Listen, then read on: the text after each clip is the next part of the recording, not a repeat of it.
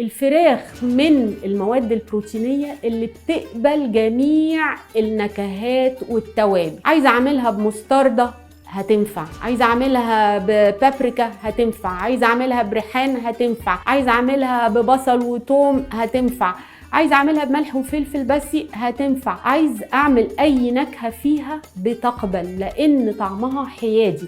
فعشان كده الناس كلها بتحبها، بتدينا فرصة ان احنا نبدع ونطلع منها اكلات كتيرة جدا. الفراخ انا جبتها وعملتها ونقعتها وعايزه اتبلها. لو انا عندي الفراخ جايباها فيها عظم، يعني مثلا الصدور لوحدها او الفرخه كامله، محتاجه ان انا اعمل نغز بسكينه كده صغننه حاميه، اعمل نغز او انغز جلدها من كل ناحيه.